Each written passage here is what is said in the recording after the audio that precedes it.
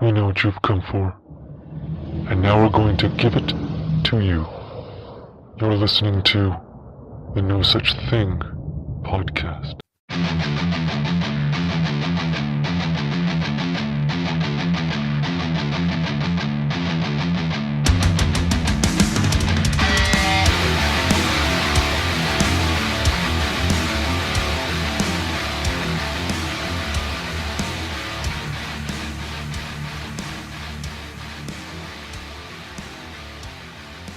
Hey man, what's up? How are ya?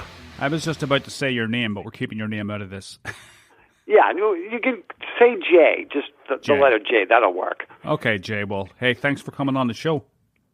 Hey man, how are ya? Thanks for having me. Yeah, I'm excited. This is my first Massachusetts guest. And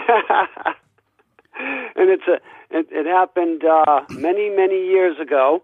And but before we get going, I wanted to ask you if I could or run something by you. I was watching one of your podcasts last night. Is it Jesus or Jesus that you had on? Yeah, he pronounces it Jesus. Okay, so I'm watching that Jesus podcast, and he mentioned Robert Kreider.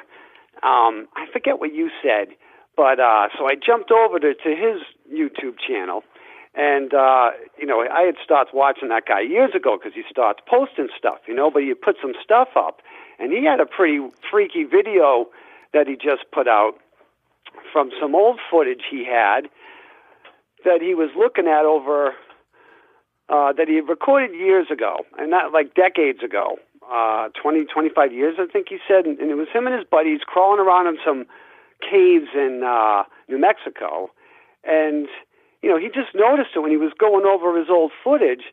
You see this weird creature just kind of appear, and it kind of just like drops into like a little crevice, and you see this face of no one knows what peering out. And anyone who's listening to this should go check out that video, because I don't know what the hell it is. What's his name again? Robert Kreider. Robert Kreider. Kryder. I think the channel is called Kreider Exploration. But if you just put in Robert Kreider, it'll come up. But anyways, your boy Jesus had mentioned that, he goes out with that guy, and that guy has done some amazing Bigfoot stuff. He got an image. It's blurry, of course, and, it's kind of a blob squatch, but the size of it is what's impressive, whatever this thing was. So it's kind of a cool channel, and that guy, he seems legit. He seems like a cool guy, and he's got some interesting stuff on his YouTube channel, Yeah, I'll have to check that out. Oh, for sure. The other thing I wanted to ask you before we get going, do you ever remember Robert Dodson and his YouTube channel? No. So Robert Dodson had got some killer, unbelievable footage. Like, he got the best video evidence of anything Bigfoot that I've ever seen in my life. And he ended up passing away, and I don't know what happened to his channel. It got taken down, and if it's back up again, I haven't checked, but boy, does he get some stuff. And I think he was in Florida and Texas. He was in two different places. And what's his name again? Robert Dodson, I think it was. Right. Dodson, like Dodson. And, oh man, he just got some stuff you just wouldn't believe. In one of the videos, it was weird because I've heard people occasionally say they've seen a creature, a Sasquatch type creature that was green.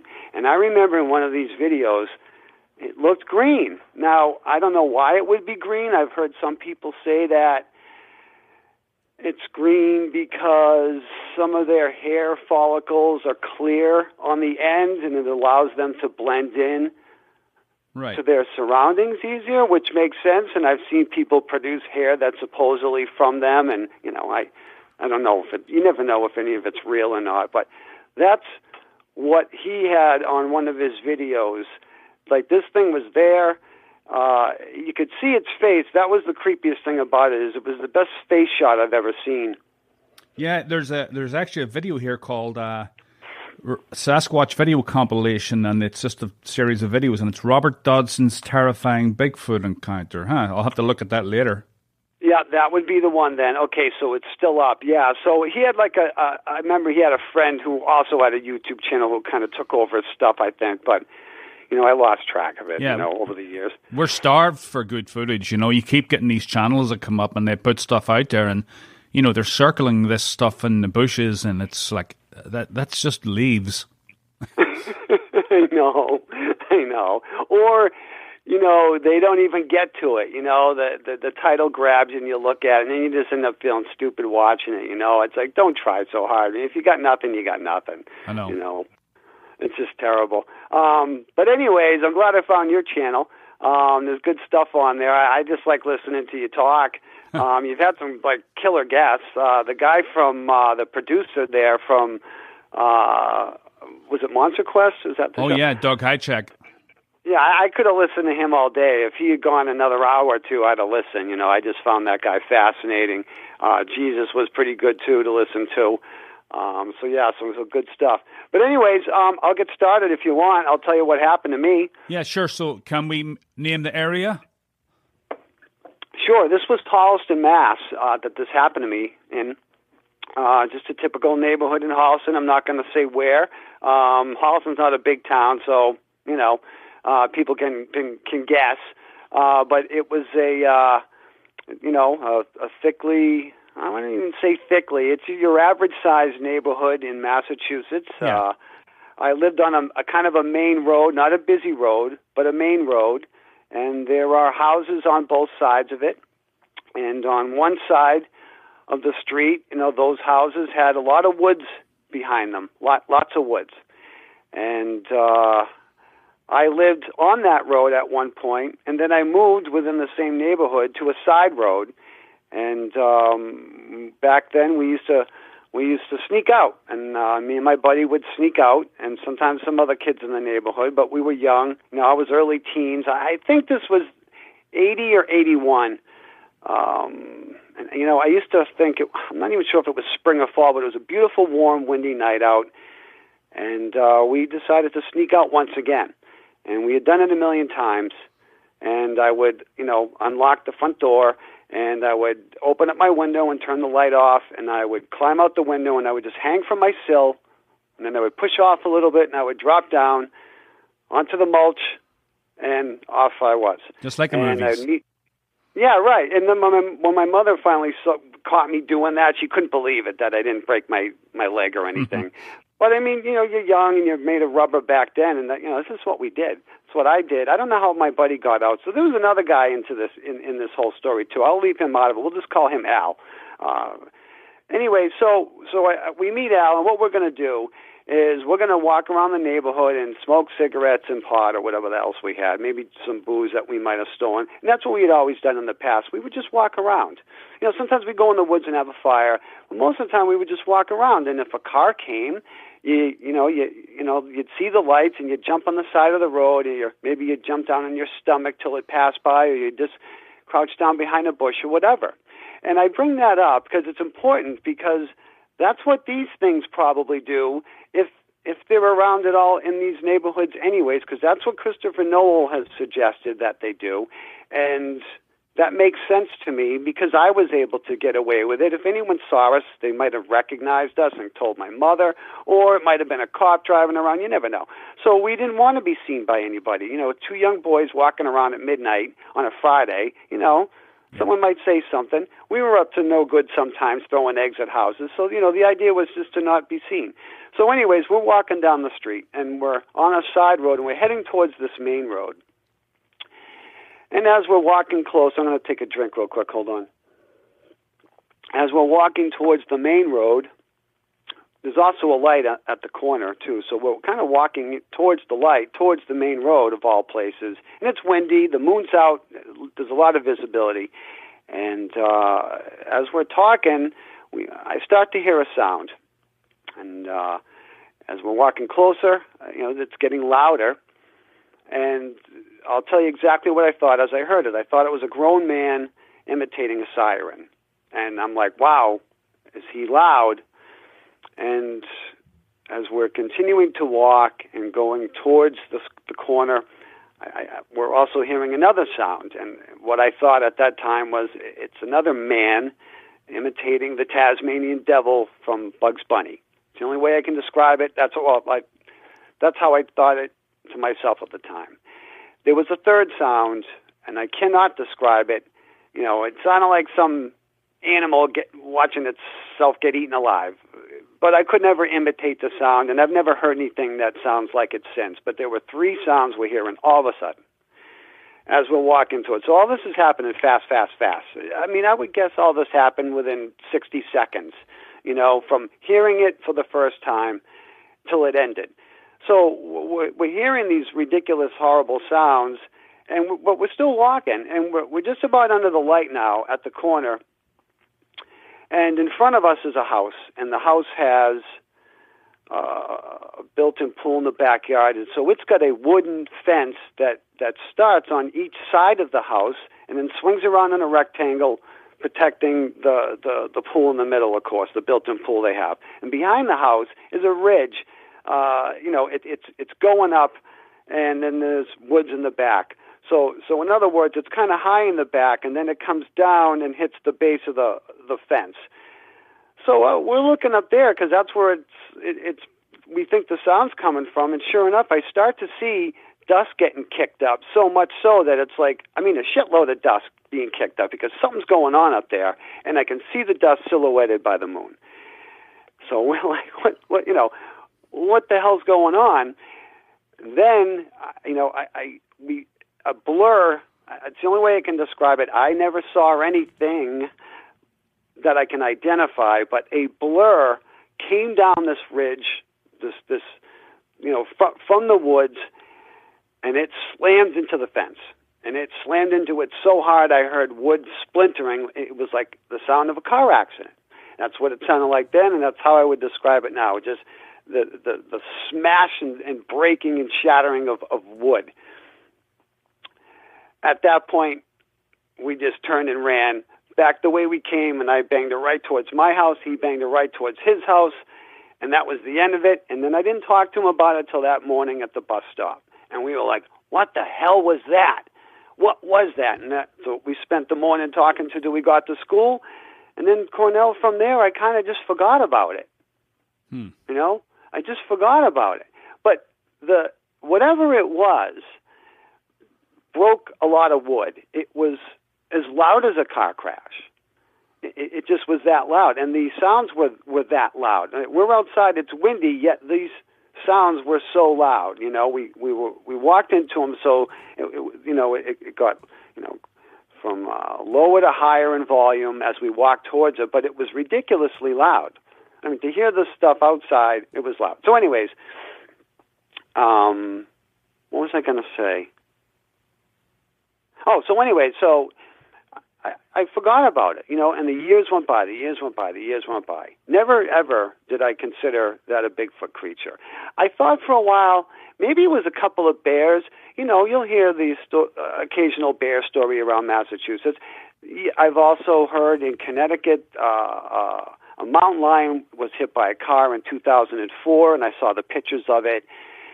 But those animals, in my opinion, weren't big enough to do the damage that was probably done to the fence. Now, I didn't go check out the fence because I was afraid to, because I didn't want to get blamed for it. Right. I knew the name of the people there. They were away that week. The guy was away on business, and I still remember their name too, but I'm not going to say it. But I never went around there. I just figured, I've been in trouble for stuff in the neighborhood before. The other kid had been as well. I just weren't going to go near there. But I imagine I would have saw some serious broken wood. But anyways, so years go by, and I'm on the internet, and I'm listening to a Bigfoot audio, and all of a sudden I come across one, and boom, it sounds exactly like the sound I initially heard, the siren type sound that some Bigfoot, and I think you said it might have been an Ohio one. The Ohio probably. Howl, yeah. Yeah, it might have been that one, and I meant to, after I initially talked to you, to jump on there and look at them, but I just never got. I mean, to listen to that again, but I never got around to doing it. But either way, I said, "Oh my God, I've heard that sound before." That night with Al, way back in the day in my old neighborhood, I've heard that before. Then, so I kept looking, and I don't know, like a couple months or a year later, I heard samurai chatter, I think it's called. Right. And I said, that sounds just like the other freaking sound I heard. And then I started to think to myself, what really happened there? Because now I'm hearing two sounds that I can identify as something I heard in my neighborhood in Massachusetts. That's what I heard. There's just no doubt in my mind. I heard something ridiculously close, almost 100% close as those two sounds that I've heard that were recorded in two other states, 2,000 and 3,000 miles away. Well, that's crazy. I wonder, so you said no one was home at the time, but that must have woken the neighborhood up, the howl alone. You would have thought, because there's other houses on either side of them, So, yeah, you'd have thought. But it didn't last very long.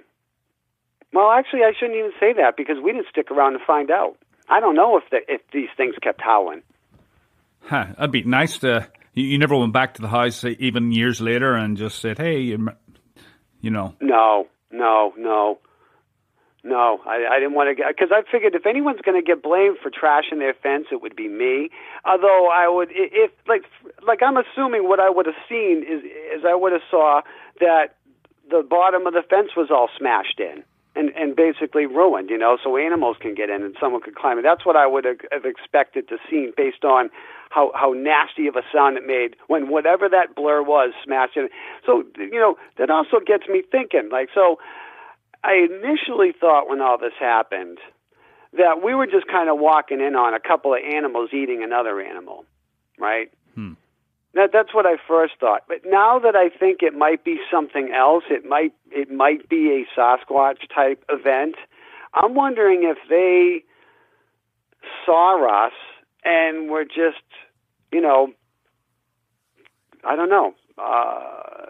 vocalizing at us. And then, the equivalent of a charge to, make us leave. You know what I mean? I don't know.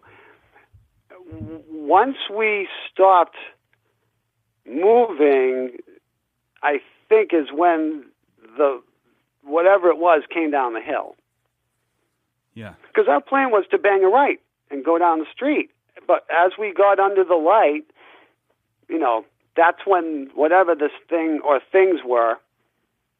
I also at one time thought maybe it was two things fighting. There was so much dust and noise. You just wouldn't believe it. You just wouldn't. So maybe it was two things going down the hill and they were oblivious to us. I don't know. But I thought about every animal that it could have been, and none of it matches the sound of what we heard or the damage I suspect happened. There's just nothing around here that does. Even a bear. Yeah. Even a bear. It's certainly not the sound. We had a bobcat sighting here at my, present address. And I've heard some weird stuff out there, but it didn't sound like anything like that, It's, what I think? It sounds like, well, it couldn't have been territorial because, it's not really their territory there. It's on the edge of a neighborhood. They could have been fighting and one of them kind of fell down the hill and went into the fence. That sounds... Yeah. I mean, who knows, right? Who knows? The other thing, I don't know if I told you this, when I first spoke to you. So when I lived on the same street as where this happened, years earlier, and this is probably nothing, but, it's the same, section of woods, basically. I had stolen a cigarette, and I remember it was a Salem. It was like a menthol Salem. Yeah. So I stole some nasty cigarette, and I decided to go smoke it in my backyard. So I remember it was fall at this time, and I went as far as I could straight back into my woods to keep my house in view, but so no one could see me. So I come around this big tree, and I'm going to sit and I'm going to smoke the cigarette here, and I noticed that someone had made like what I would call a pen. I don't know how else to describe it, with like old dead trees that the branches had been ripped off. And so, like, if you can imagine it, the tree was part of the wall, the four sides of it, and then, you know, there was like 3 tree parts of it that were the walls. Now, I say a pen because it would have done no good to keep anything in but maybe a puppy. And I thought, well, maybe it's a hunter's blind, but that wouldn't have worked for anyone unless they were lying on their stomach. It just wasn't high enough. But it was a weird thing that I found in my backyard. And it was also on the edge of the swamp. Yeah, this is crazy because I was looking at this on the map, and it does keep going. I mean, it connects to like Blackstone Valley, right? It's all connected, I believe. Yeah, probably. I mean, even back then, it was even less developed. So whatever's there now, there's more development. But like you said, you can go from one end of the country to the other, and you know, you might have to cross a couple streets, but you can stay in the woods and go from anywhere to anywhere if you want. You know. Yeah, you really can. Yeah, where I was I'm kind of investigating up in Leominster State Forest. I mean, if you go north, you can keep going to Canada. I mean, probably without hitting the town, if you did it right. Oh, yeah. And that was my thinking even back then when I first started thinking in 07 or 08 that maybe I had some type of Sasquatch encounter, you know, just maybe. Because you can pull that off, you know. If you're not, even if you're a human, let's say you're a nocturnal human, and you don't want to be seen during the day, well, then you go out at night and you stick to the woods. And when you're out at night, you know, you can probably see someone coming. They probably got a light on, and you know, and maybe these things hang around because they raid dumpsters. I don't know, or they eat. Oh, that's the other thing. So my dog ended up disappearing. I think I told you this. Yeah. So, you know, one day this is the other house now on the side road, and I was fiddling around in the backyard, way in the back, and I see a skull, and it's on a tree stump, and it's facing my house, and I thought that must be my old dog because a neighbor had threatened to kill him, to poison him for something he didn't do.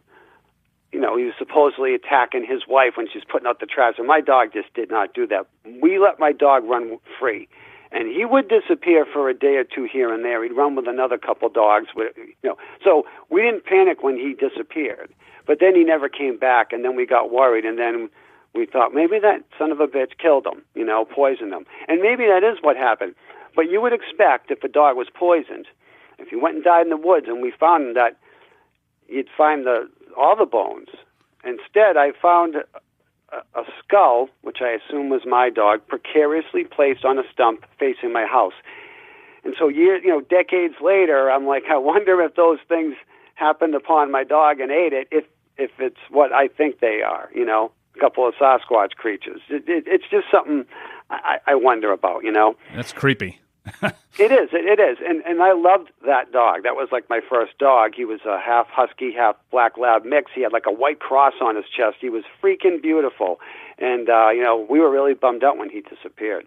So you can imagine then finding what we assume was his skull all those years later, or maybe it was months, I can't remember, but it was just creepy, you know. Either way, you find a dog skull in your backyard facing your house, that's creepy anyways. How did it get there? Yeah, exactly. So, yeah, that's what, like when I was speaking with Doug last week, we actually covered all of this. He said that, the Sasquatch are probably a lot closer than you think, because he said that sometimes he'll go out like 500 miles out into the wilderness, and he says that he sees more wildlife close to, towns and stuff like that than he does out in the middle of nowhere, because this is where all the food is, on the edges. It's a theory of his, and I think it really makes sense.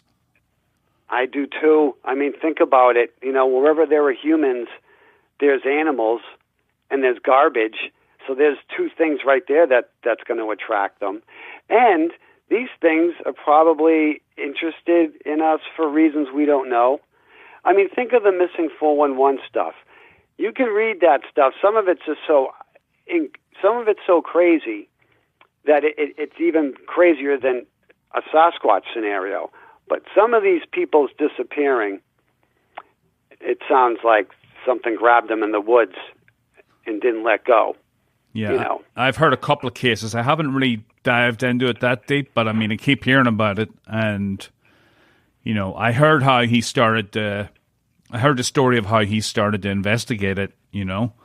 And there are clusters. Now, I don't know what the cluster thing is about. And he said there's something about the names as well, like Devil's Creek and all this kind of, it always has like a foreboding name to it, the mountain or the lake or whatever it is.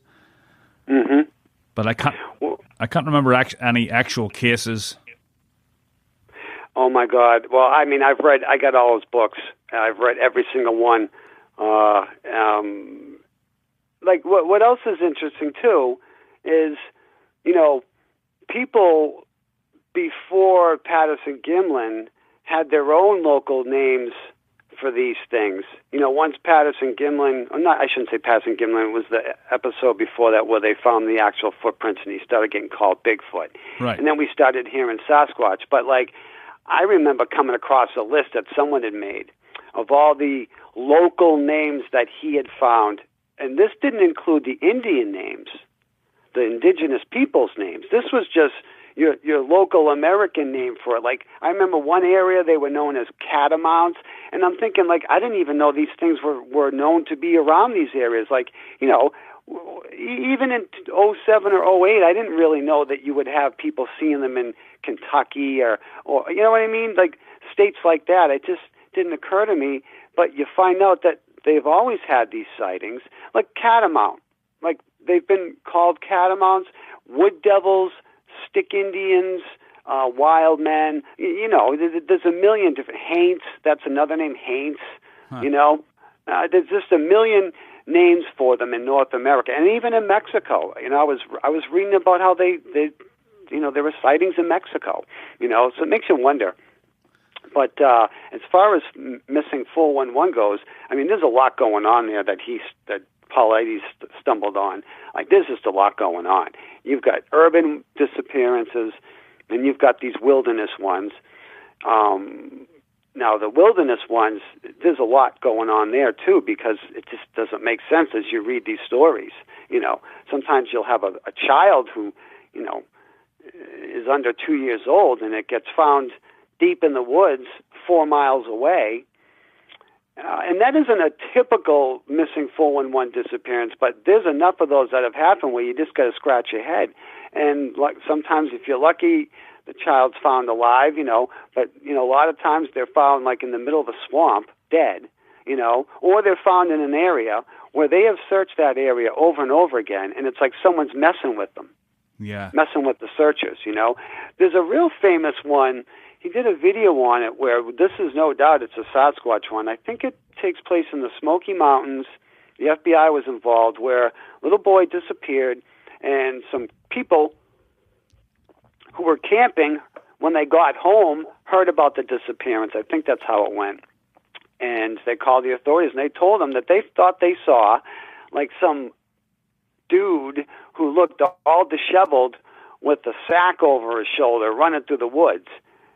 And, you know, I'm probably not remembering it right, but what they described sounded like, you know, it could be like a Sasquatch who basically was, you know, hiding in plain sight real close to these people, and they turned around and their child was gone, and this thing just grabbed the kid and ran, never to be seen again. That's one of the more famous ones. There's probably 10 different videos on that one on YouTube. I forget the boy's name, but there's a ton of stuff that goes on like that in Missing 411 where I go, oh boy, that sounds like Sasquatch. And Paulides is smart. He won't come out and say what he thinks it is, because I don't think he thinks it's just one thing. Right. You know, I think he thinks it's all kinds of different things, but that something weird's going on. He just wants the government to come clean and start telling us how many people that they know of have disappeared and why they haven't shared that info with us, so we can get an idea of how dangerous it is to go somewhere, I remember one that stood out to me was the old guy. He was like, I think he was in his 70s, but him and his son and a few others were going up this hill, and they were like, I think we were like 100 feet apart, and they were trying to, close in on a herd of deer or something. I can't remember. Mm-hmm. And the guy's father went missing. And this is a really small area, a few acres, and they went back down to the bottom of the hill to see if he was there, because they were kind of like, spread out so that they could, I don't know what the name for it is in hunting, but they would push whatever it was, and then, one of them would end up catching whatever it was. I'm not explaining that right, but... Yeah, they were trying to drive the deer towards the old man, and then he had a shotgun, and he would shoot them as they came through. Yeah, something like that. Yeah, and then he just disappeared, and they never found him again. That was a crazy one because, they searched that area and stuff, and they just can't figure out what happened to him. He disappeared in the thin air. Plus, and that poor old man, he wasn't too mobile. That's why he was taking the position he was taking, because he didn't get around very easy. Right. So the idea that he just up and said, I'm out of here, I'm going to go for a jog, it's just not possible, It's so crazy, What's weird, Cornell, is I used to live in the woods when I was little. I was in these woods around here. That's all we did, is go into the woods. Because we were told, don't go in the woods, so we went in the woods. That's what we did, I never ran into anything, except this one thing. The only other thing that ever happened to me in the woods that was anything weird, now this was in a couple of towns away, but not far from Holliston, and it was near a private school that I was going to. And it was the weekend, and we were way out in the woods, as usual. I suppose I can say it. It's Millwood. And this was, Millwood's been developed, but it was much more woods way back then, 20, 25 years ago. Lots more woods. So we're out in the middle of the woods just drinking. I get into an argument with my buddy, and I decide to leave. It's like 3 a.m. So, back then I was able to go through the woods. I would be crying in a puddle right now if you put me in the same position, right? But back then it was like, I'm out of here, and I leave, and I walk through the woods without a flashlight in the pitch black. I know where I'm going because I'm young, and then when you come out of the Millwood, it's a big giant field till you get to where the houses are and where I planned on going. And I ended up sleeping on a porch. Well, anyways, I'm walking across this field, and it's pretty extensive. It's a couple 100 yards. It's a lot of ground to cover. But it's dark, and I hear a gallop. And it's coming closer, and I'm looking around. All of a sudden, a deer almost hits me. I swear to Jesus Christ Almighty. It was so close I could smell it for a second, and then just disappears in the dark again. And I always wonder, what was chasing that deer? Because I didn't hear nothing afterwards, and I was just on a mission to go pass out because I was drinking. And so I didn't give it much thought. But I almost got ran over by a deer in the middle of the night once. And that's weird. It's so crazy when I think of, I put a post up on, Fitchburg. They have their own, every town has their own Facebook page. So I put a post up there. I knew, asking about Bigfoot, because I know there's been sightings, and I knew I was going to get some ridicule, but I'm like, what the hell? I really don't care. But yeah, who cares? A few people messaged me and said that they had encounters, and none of these were on the BFRO website, So I'm just like, so these are like a few people that have come forward out of one town that happened to see this post. How many more are out there, There must be there must be hundreds. Plus you got people that just won't even know that. Think of all the people that might have seen something around here that just don't do Facebook. Yeah, or they seen something and just chalked it up to a deer or a bear or something, running across the road in front of them, or in the woods. I mean, you're not going to see these things if they're standing still and they want to hide from you. Right. If they're standing still, it's like I have seen turkeys in my backyard where I had to take a double take. Oh, my God, there's a turkey standing there. I didn't see it because it wasn't moving. Yeah. But then I look away for a second, look back, oh, there's a turkey there. It just makes you wonder. I told you about the contractor I had at the house, right, who started telling me about what happened to him. Well, what was the story again? I think he. What's the name of the swamp down there? Hockanab. Yeah. Wampog or something? Yeah, that area. Of course, I'm screwing up all the particulars on this. Bridgewater Triangle. Alone, that's it. But he also told me about something else too. But I better misremember. But anyways, long story short, he had two things happen to him. I think one was he heard something growling at him, and it freaked him out fishing once. And he was a fisherman, and we all know fishermen, and they all fish. So it's not like this guy was just getting scared being in a rural area. But the other one that he told me, which was in his mind much more significant, him and his buddy were out there in the Bridgewater Triangle. I think he said it was winter. And he basically told me they got run out of there. And I think he said they got separated, too. And, they were dialing, they made a cell phone call to help them get the hell out of there because they got lost, or at least one of them did. And he ended up on the road, and everything ended up being okay. But he basically told me, I got run out of there. This thing was shadowing him. It was what's the word? It was not following him. Not following him, but it was like next to him. Paralleling. Thank you. That's it. And he didn't get a good look at it, but he wasn't trying to look at it because he was trying to get the hell out of there. He just saw something big and furry, and it wasn't, it was following him, paralleling him. And he was freaked out about it. And I tried to get him to go, and I had just heard about something out in the western part of the state. And I said, would you be interested in going? Because, I wanted to do that. And he's like, nah, I don't want to do that. I don't want to go in the woods anymore, Really? Yeah. And who can blame him if he truly was freaked out? He may have been out of his mind and hallucinating or maybe he was even lying, but he seemed pretty authentic. And you never know with this stuff. That's what stinks, You never know. Everyone who has an experience could be full of it, Right. I could be full of it.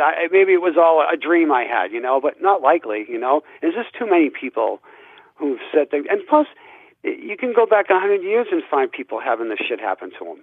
Yeah. That's what makes me believe in it, because the Indians were all talking about it. The Indians have even more names for these things than we do. Right. So it's not just something that modern humans have dreamt up, because, you always hear the skeptics coming up with all these ridiculous reasons why we would all have this shared experience, that we have with Sasquatch. And they say, well, then why do the indigenous people talk about the exact same freaking thing? How do you explain that? And they can't, Yeah, that's why. That's why I've put a couple of posts up on my YouTube asking local people to get in contact with me, because I really want to go out there, but I just don't want to do it by myself. Some of these places are creepy. Right. Yeah, you don't want to do it yourself. Plus, how much fun is it by yourself, anyways? Yeah, but you have to I've been in a few of these places up in oh my God, what do you call that place? I always forget the name of it. Up by Ashburnham there. But a hunter had been ran out by him and his son were turkey hunting, and they were up in the tree stand, and they were bow hunting, and this thing came charging at them. He said he didn't see the whole thing. He saw legs, but it was on two legs, and he said it was big and hairy, and it stopped just short of the tree line. But his son won't go out hunting anymore. And I went up to that spot where he was talking about, and I'm like, I can't do this by myself, I need somebody with me, because, if these things are here, and, I'm probably a couple of miles in, and I don't want to have to walk the couple of miles back out again. Right. By myself. It's just, the thought of it just freaks me out. Well, dude, Cornell, plus you got the whole other aspect to worry about. Now, of course, people go in the woods all the time. Like, my wife does nature photography, so she goes in the woods all the time, and I'm always worried. It's never far from my house, but it freaks me out because you got the weirdos, right? You got the weirdos, right? the sex weirdos out there. Then you've got the whole missing 411 phenomenon, which could be 5 or 6 different weird things going on. And then you have a whole Sasquatch thing, right? Yeah. I mean, it makes things interesting. She used to. She had as part of her college. She used to have to go in the woods and do like these wild animal surveys. She was out in the middle of nowhere doing GPS coordinates. I remember when because I was dating her back then too, and I was like, Jesus, be careful out there. Yeah, and she's not a believer, right? No, she does not believe. My kid doesn't believe. No one in my family believes. I mean, you're literally the only one I've told this to that believes it. All my friends, they're like, yeah, okay. I guess I understand it, but it's like, have a little bit of an open mind. But everyone just thinks it's preposterous. Why wouldn't we have found out by now? Why wouldn't we have a body? Well, I don't know. Why don't you have a body of a bear? When was the last time someone said, hey, guys, I found a dead bear? Unless you shot it, no one finds a dead bear. Right. Yeah. No one finds a dead mountain lion. One got hit by a car in Connecticut. You know what else, too? I wonder what the government knows about all this, Cornell, because I was reading about a guy who, I think it was Michigan. He had a couple of mountain lion sightings, and he reported it to the local state authority on that stuff, and they're like, yeah, there are no mountain lions in the state. And it pissed him off, so he decided to prove that there was, and so he did, and he gave them proof. Pictures, scat, the whole 9 yards. I hope I got the story right. But anyways, I'm sure someone can look it up if they're interested. And I bet you this has happened in more than one state, too. Anyways, it became a problem for him. He found out that the state didn't want to admit that there were mountain lions for some reason. And he never really got a good answer why. But for some reason, the government had decided that there are no mountain lions in this state. Huh. Despite the fact that this guy could prove it 10 different ways to Sunday, and other people could too. So I don't know what became of it, but I thought to myself, well, if they feel that way, if a state authority feels that way, or the federal government feels that way about anything, then we'll never get an answer from them on any of this shit. Although I have heard that there are laws against shooting a Sasquatch in a couple of states. I think there's 3 states that have Florida's one. I think Washington. What? Washington, okay. And I think there's a 3rd state where it's on the books. You shoot a Sasquatch, you're going to jail. Yeah. I mean, that's interesting. I know. I guess, I don't know. I thought that wasn't a real law. I thought that was just something, that people said that it wasn't actually on the books. So that's actually a real law? I'll say I'm 90% sure. I'm 90% sure that they have laws that say that, yeah. Now, maybe it's like tongue-in-cheek for tourism. I don't know. I'm pretty sure they're on the books. At one point, I know that the firefighting manuals at one point had instructions for firefighters if they come across an unidentified flying object, which technically doesn't mean anything other than an unidentified flying object, but that's interesting, too. At one point, they had those, That's a whole other story, though, but that's interesting, Well, it's like the spotted owl, when they discovered that the lumber industry was decimated up in Washington State, wasn't it? It cost them billions. Yes.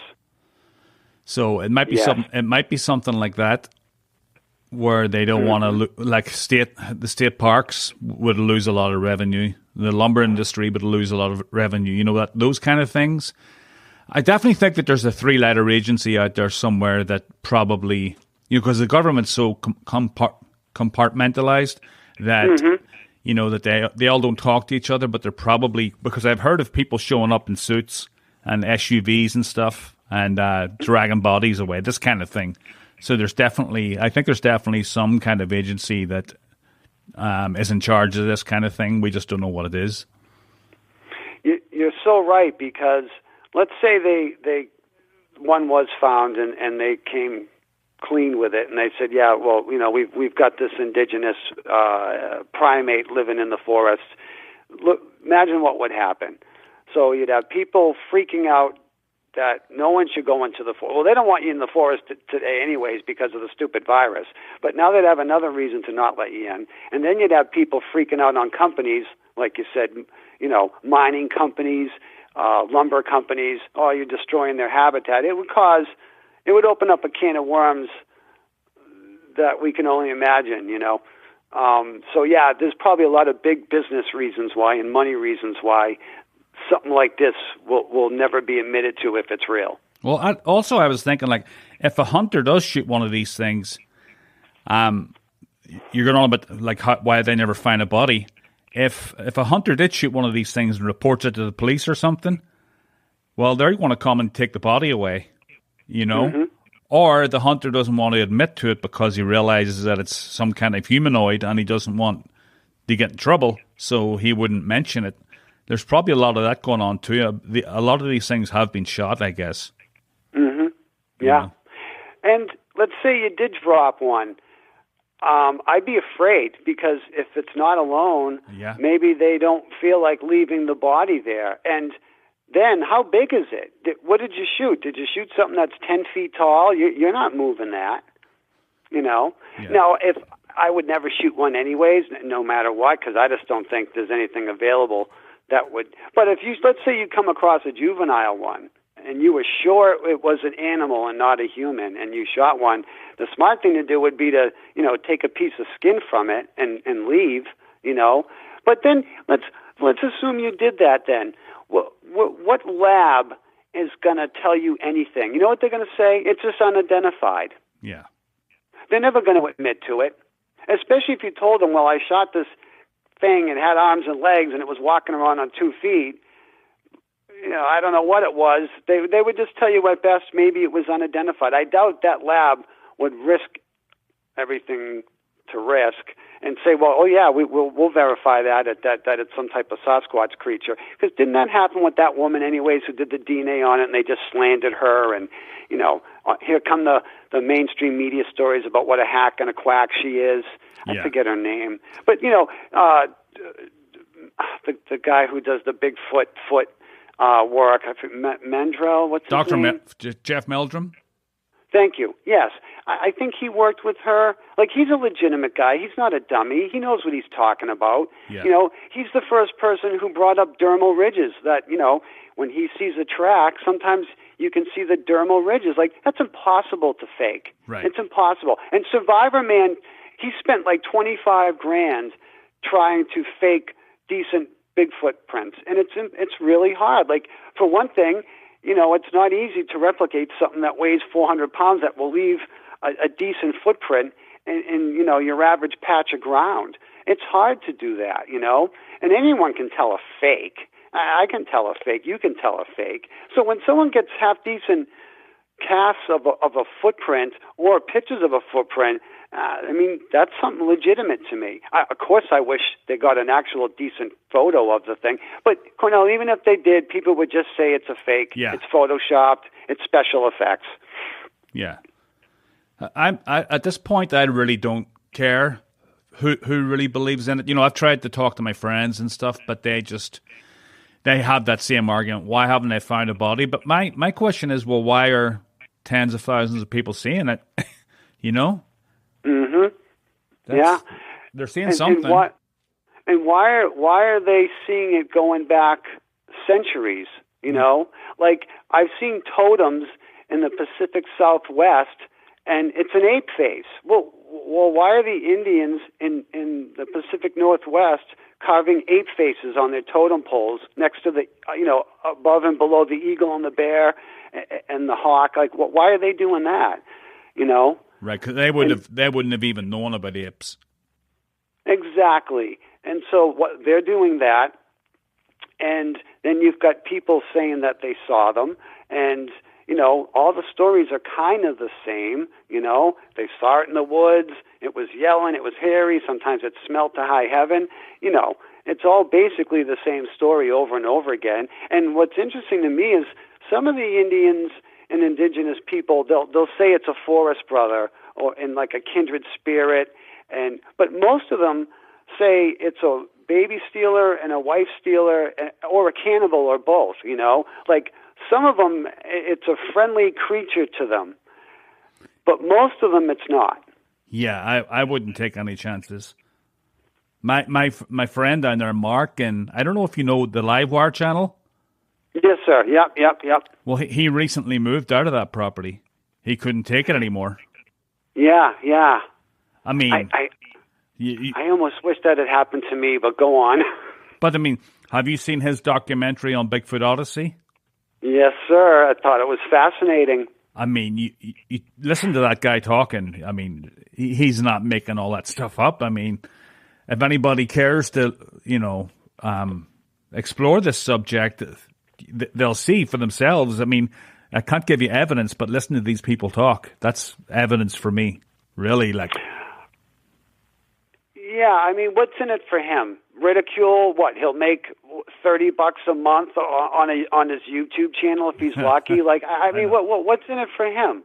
He was clearly upset. If he's faking that, then maybe he should get into acting. It's hard to act. It's hard. You can tell when someone's lying. Lying's work. You got to think about it, what you say, as opposed to just recalling how you remember it. It's like I'm listening to him, like he's not lying. As a matter of fact, years ago, and I don't even watch the mainstream media Bigfoot stuff anymore. I don't even know if they're making it. I stopped watching it, but I remember one of the last ones I watched. A guy had a sighting in Alaska, and they had an FBI lying expert on, and she had all the software, and she was skilled in all these different techniques to identify if someone's lying. And she said, well, I don't know what he saw, but he thinks he's telling the truth, is what she said. And she was doing these little freeze frames. As he retold the story, she was getting these, I hate to use this word because I hate it, microaggression faces. Yeah. Because it just sounds like what these people are always whining about. But anyways, she was showing these looks of horror and fear on his face as he retold the story. And that's just not something people do when they're lying. Yeah. The face they make when they're lying is the face they make when they're lying. And this guy saw something that scared the living shit out of him, and there was no question in his mind what he saw. I forget what the scenario was, what he saw. I can still remember his face, kind of, but I forget what it was. But it was somewhere in Alaska, or maybe it was that big island there. Was it Prince William Island or whatever that big Vancouver Island? Maybe it was something like that. Something like that.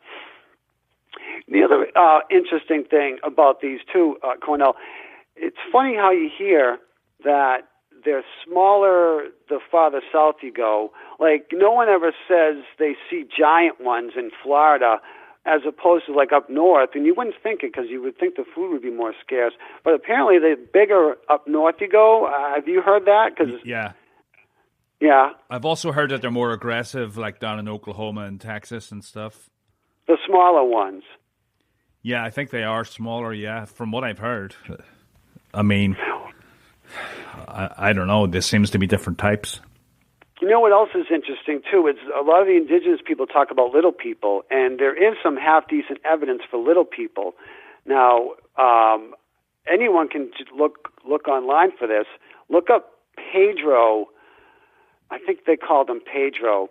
Someone at one point was digging around, and I think it was Wyoming or Montana. He pulled a little skeleton out of the ground in a cave or something, and it was being bought and sold and handled around, and it looks like a creepy, like 1.5 foot long man, and they were able to do an autopsy on it, and they X-rayed it, and the pictures that are floating around on the internet are of this thing's X-ray, and it's got a rib cage, and it's got teeth, and they determined that something cracked this thing in the skull and probably killed it.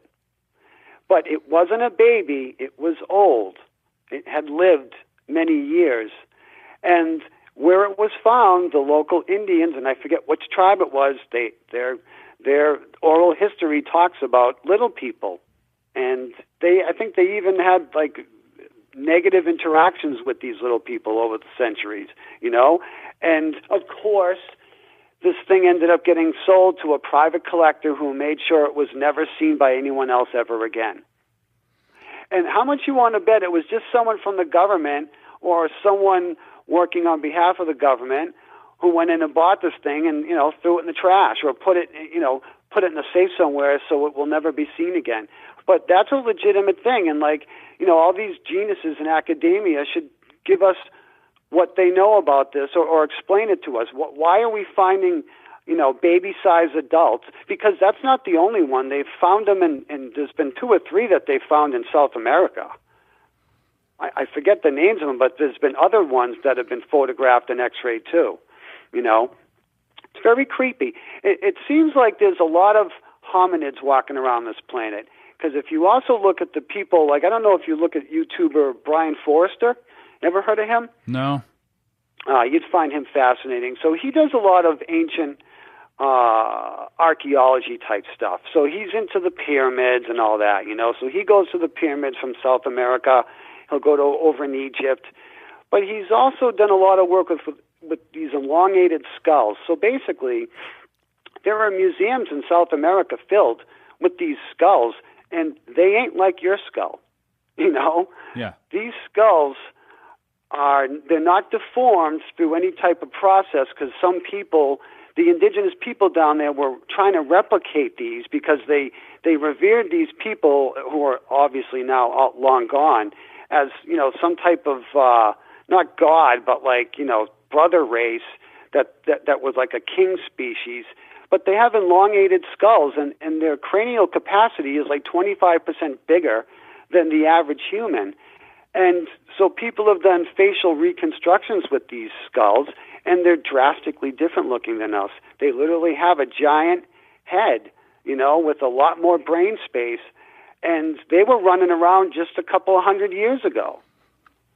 Yeah, they're not telling us the whole story. There's no way they are. Why would they? Exactly. So you got them running around, and you got these little people running around. I think the other one was something from the desert. Was the Yakima Desert. It was even smaller than the Pedro thing from the United States. I think the thing was 10 inches tall, and it's just it was an adult, whatever it was. I'm probably wrong, but I'm close. But it was super small, and it didn't have baby teeth in it, and it's even more weirder looking than the one from the United States. But at one point, that thing was alive and running around, on this earth, and it just wasn't that long ago. And then, when the Spanish came to South America, or the Portuguese of Patagonia, I believe Patagonia means land of the big feet because they were writing back that they had run into giants. And now these weren't Bigfoot type giants. These were just large men that scared the shit out of them, but that's who they claim they ran into. And, we take the history that these guys wrote seriously, but that part of it, I guess we pick and choose, and we ignored the part where they talk about that shit, and then when the Spanish go into it, they also tell what the natives told them about these things. At one point, the local natives were dealing with a scenario where a boatload of them literally showed up one day in their area from a boat from somewhere, and they were friendly with them at first, and then they started complaining about wanting food, and then all of a sudden the Indians found out these things were trying to enslave them, and they went to war with them and wiped them all out. Really? Yeah, it's fascinating. It'd take you 2 seconds to look it up online. Just the giants of Patagonia. You'll find a million things, but there's all kinds of different weird humanoid things running around, I would say, just in the last 2,000 years. So if you look at it that way, a Sasquatch isn't really much of a stretch. No, it sounds like Sasquatch is pretty tame compared to a lot of these other things. Yeah, I when I first started, I've only been into this subject for a couple of years. I was always interested in all this weird stuff, but the actual Bigfoot thing, when I started interviewing people on the podcast, because I was doing everything, like conspiracy theories and ghosts and veterans and stuff. I was trying to cover everything, but it was the Bigfoot stories that really grabbed me, because I'm like, wow, this thing could actually be real, But just by talking to the people, and they sound so genuine, and I'm like, I thought that this whole Bigfoot thing was that there were a couple somewhere, and that was it. They were seen maybe here and there or something, but not in a volume that that they are seen. I mean, it just blows my mind that that they could be close to. Somebody told me that they had an encounter in Wachusett Reservoir, and it's just down the street from me. And they actually they made a comment on one of my YouTube videos about it, and I asked them to elaborate, but they never said anything else. And I go walking in there all the time. Yeah, they probably just don't. They probably like me. You question yourself over and over about it. Even years later.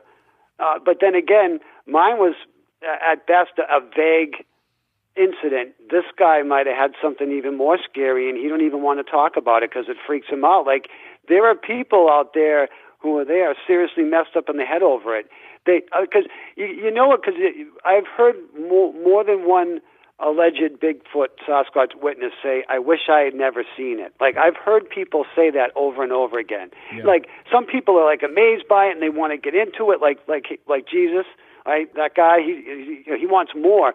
But if I had seen much more that night, maybe I wouldn't want to see much more. And other people who have seen more, they're good. Like your guy Livewire there, he doesn't want any more. He's done. Yeah.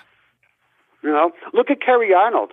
Kerry Arnold lived in the woods like I did when I was little. He went hunting every weekend. Don't tell me Kerry Arnold made that up. He was scared shitless.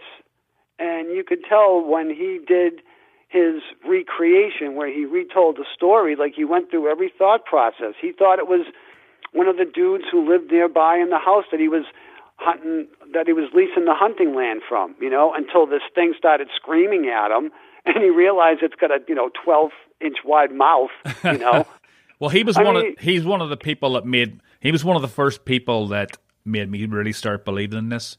His encounter, because he's like a tough guy. He lives in the South and is a hunter, and he's just not doesn't fit the profile of the people that I thought that were into this kind of thing. Yeah. So when you hear people like him and Steve there from the How to Hunt channel, that's when I start listening. Right. Remember the part where this I thought this part was so interesting. So it's Kerry Arnold, and he's talking about all the shit that went on before he had his actual sighting. Remember when he said he got lost and he was like down in the lower parts of the area and it was night, and he had thought he had stumbled on a bunch of wild pigs, because he went blundering through the woods and he stirred something up and everything just scattered and then stopped. And he shrugged it off as he must have disturbed a bunch of pigs that were sleeping, and now he looks back and says, "Oh no, I must have blundered in on them." Yeah. And I remember thinking, wow, he's lucky, because that's your typical missing 411 thing. A hunter went into the woods, said he'd be back in 2 days, and he was never seen again, and then you find 3 years later a pair of his pants, draped over a rock, 3 years later after the place has been scoured by 200 people, he's so lucky, Yeah, yet he wants more. He was terrified, but he's one of these guys that he was terrified, yes, but he wants to know more about it. Oh, yeah, but he's willing to just let, some other people go do the snooping around, I think. Yeah, probably. Well, he was commenting on the night that they were in Oklahoma with Dave and Mark, and there was a sound in the woods, and he couldn't believe that Dave just went up and went into the woods looking to see what it was. Did he? He was like, "What, are you kidding? You're going to go in there?" And he's like, "Yeah." Yeah, I don't know if I could do that. I don't know if I could do that. If I heard what I heard again, I don't think I could walk towards it. No way. Either sound. And I still wonder about the third sound. Like I can't even imitate it or describe it. It just sounded awful. But there was 3 sounds, and take your pick which one's the worst. I would guess if I had to pick, the worst sound was the third one, because that sounded like it was the victim. But who the hell knows? Yeah. Maybe they were fighting over food. That's what initially I thought. This couple of things up there fighting over food, and whatever the food is still alive. Someone had told me rabbit scream, but whatever that was, it cannot have been a rabbit. There's just no way. I was too far away. Whatever was doing all that was just pumping out too much volume, you know? And then you hear people talk about, is it ultrasound? Not ultrasound. Yeah. Is it ultrasound? Like, that's a real thing. Like, Infrasound. Infrasound, thank you. I had dismissed that till I found out that tigers use it to stun, like, deer and other prey before they pounce on them. Like, I didn't know they had that capability. And I'm like, well, if a big cat can do that, why not, something else? Yeah, I never knew that was a thing either. Infrasound, yeah, that's amazing. And well, the military uses it for riot control. They've got devices that they can aim at you, along with some other stuff, like microwave stuff. I think I've read, but that's legit. It can also upset you and make you like quickly depressed or feel uneasy. And I think when people get skeeved when they go out into the woods, maybe they're getting a dose of it and they can't hear it because it's not on a wavelength that they can hear. But they're getting it and they're feeling it,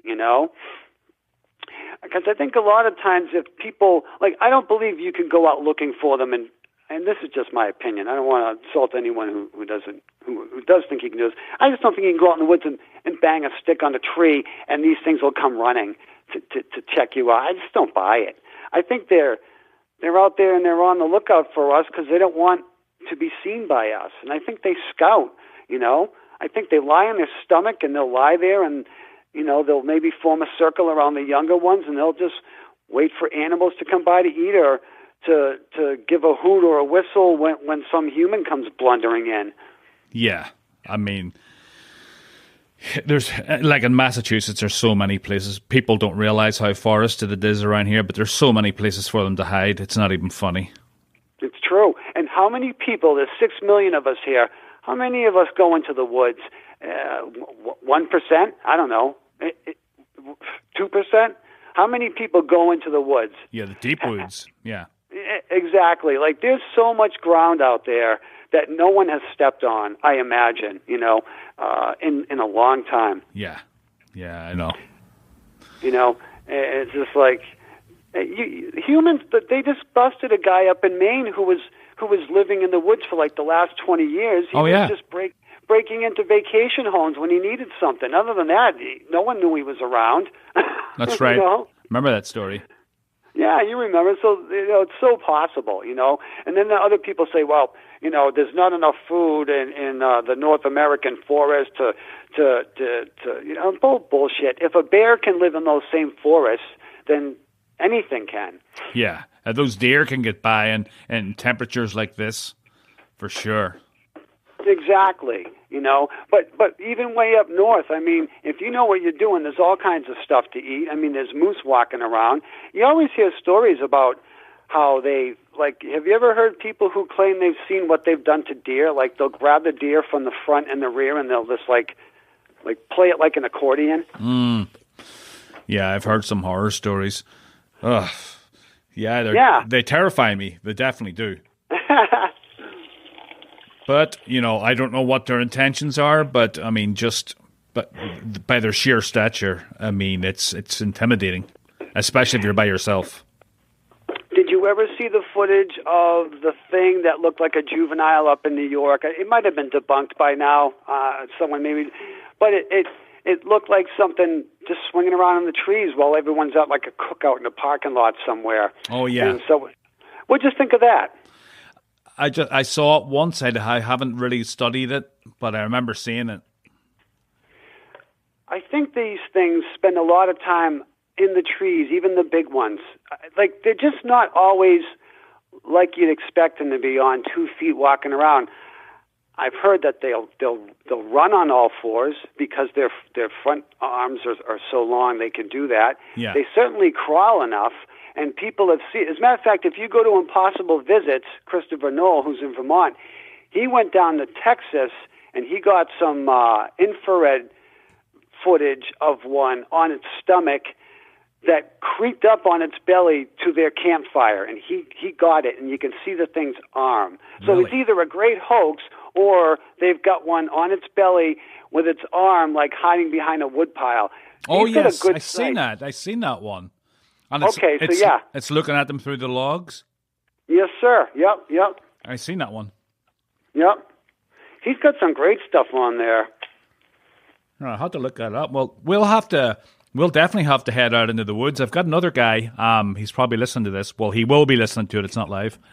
But Kevin, and he wants to go out, so we'll definitely have to get a team together and head out to a couple of these locations. I know you're probably not going to see anything, but just to get out there and maybe see if there's any structures or anything like that. I would love to. Anytime you do anything like that, put the word out. I would love to go. I think it would be a blast. You know what to do? You don't expect to see anything, and then maybe we'll see something. I don't want to tempt Murphy's Law. I think if we just walk out there and we're not yelling, we just bumble into the woods and see what happens, and maybe we'll cross paths with one, or we'll see evidence that they did. They are out there. There's probably more of them than we would imagine. Yeah, I think so. Yeah, I definitely think so. Someone saw footprints in Leominster or Worcester or something like that. Leominster, yeah. That's where I go. But I think there's been more than one footprint thing. Like someone, I remember years ago, but not too many years ago, someone found scat, and they took a picture. And I don't know if they had a ruler. They had something so you could judge the scale of it. And I'm like, if that's a human, that guy's got to go to the hospital. You know what I mean? And human scat has a particular look to it. And I'm like, that has got to be. Now, if I didn't have what happened to me, I would dismiss that because who cares? It's a pile of shit. But if you think these are real and you see something like that, it just makes you wonder, Well, the one in Leominster, that couple, and they contacted Ronnie LeBlanc, I guess, because Ronnie LeBlanc, you know him, right? I know of him. Yeah, so I think they contacted him, but they contacted the BFRO, and what happened to them was they went for a walk, they kind of got lost, and they heard, like they were getting paralleled or something. There was something in the bushes, and they got lost, and they kind of got a little freaked out. But on the way back on the trail, they found their way again, and on the way back, there was a footprint right in the middle of the trail, and that's the footprint you're talking about. And it wasn't there before. Now, I don't know how they don't know it was there before, but I guess it was in a really obvious spot or something. They got a cast of it and stuff. You can look that up online. And so if they were to fake that, they would have to carve it out, right? Because I imagine they weren't able to leave footprints on this day. So something with a lot of weight had to have made that, or they're master artists and they carved it. You see what I mean? It's so hard to fake a footprint, in my opinion. It is. But why even bother? I mean, exactly. Right. They just don't. They weren't into Bigfoot before, and they were just a couple of normal people. Why would they even bother? Exactly. No one's going to offer them a free trip to Cancun because they, I know.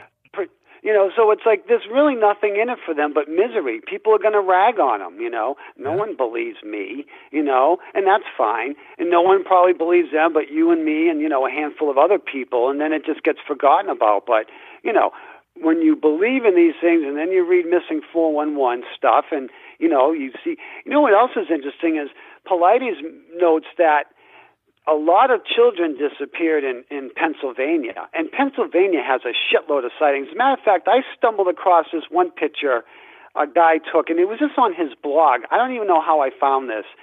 He was driving on some back road in Pennsylvania that he always goes to work, and he got 2 shots of this thing. Now, I can't remember it, but it was peeking at him from behind a tree. I can't remember if it was white or if it was your typical off brown color, but he got a couple of half decent photos, and he just put it on his blog. He wasn't trying to push it or get that lousy N-Key TV to do anything with it. And this was about 3 years ago, and I see stuff like that, and I go, man, it's real. It's real.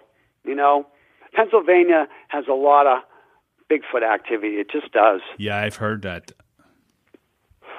It just does. It just does. Especially western Pennsylvania, of course, It just does. Tennessee does. Ohio. I know, Ohio, the Ohio Grassman. So that's what they called it in the 1940s, before they knew to call it Bigfoot. That's what they called it. That's interesting. So it has a regional name that everyone's familiar with. I saw one documentary where it was like a brother and a sister and a mom living in a house, and it was right by a busy road, and the sister was complaining that someone was looking in her window. They ended up going to the back. Oh, I know. Maybe it was Small Town Monsters did it. Yes, I think I remember that. And they found the little nest. Yeah. The whole family was being interviewed, right? Yes, sir. Yeah. Like, that seemed legit to me. Like, that thing found, like, made itself a little nest where it could spy on them all day long or all night long, and they found it, and like, yeah, that's creepy, man, you know? And that was kind of I think, if I remember right, they were on a kind of a main road, you know? Yeah, they were, yeah, that's right. And that thing, then, if they don't think they're going to be seen, they'll come as close up to you, close enough to touch you. Oh, yeah. I'm definitely dying to get out there again. I can't wait till it gets a bit warmer. But now is a perfect time with the snow and stuff. I'd love to find some prints or something, but I'm just not willing to go deep into the woods to find a print, by myself. There's just no way. The only thing that stinks about going in the nicer weather is ticks. You know what else is weird? I never got a tick when I was little. I never got ticks. They didn't even exist. Now all of a sudden, as adults, I get one every year. I've had Lyme disease. Oh, no, maybe I haven't, but I've been worried about getting Lyme disease because I get one every spring, I swear, I got one raking leaves last spring, and I really didn't even step into the woods. I think it fell on me from a tree. Yeah, but they're everywhere. Ticks they are, but Cornell, they didn't used to be years ago. It's weird. They just didn't used to be. And either that or I was ridiculously lucky. I mean, I would lie down on the dirt. I wouldn't do that now, but that's what we did, we would drink around the fireplace in the woods and pass out on the ground, and sleep overnight outside. I mean, we were wild men, and I never got a tick. Yeah, now if you go for a walk in the woods with the kids afterwards, the ritual is that you check them and tell them to check their private parts and stuff, and yeah. Go through their hair and stuff. Yeah, I didn't know that about being a kid because I didn't grow up here, so we didn't have ticks in Ireland, Yeah, Ireland's lucky for that. They're awful. I had one on the inside of my thigh, and it left a nasty welt for like 3 weeks, and I was worried about that. And then that was just 1 year. I seem to get one every year, and in the spring they're the worst for some reason. Where I'm at now, we have wild turkeys come in here like all the time, and turkeys eat ticks. So, I'm hoping I don't get any, but they don't. I got like 2 yards here. I got a side yard, and that's where I think I got it over the summer. And then I had one in the spring in my driveway. And, in my old house, which also in this neighborhood, I've moved twice in the same, I used to get them in the same spot every year. Oh, my God. There's like one spot in my yard where they seem to bloom in the spring. There'd just be ticks everywhere. Another time, my dog, we let him loose, and he must have had 20 ticks on him. He must have ran right through a nest, and they were just all over. And I was skeeved about him for weeks afterwards that I didn't get all the ticks off him. I mean, if you hit it bad, you can get and I think there's some new type of tick out now that's like super small from Asia or some shit. I don't know. I don't think they're up here, but I did read about that. So yeah, you got to be careful of ticks.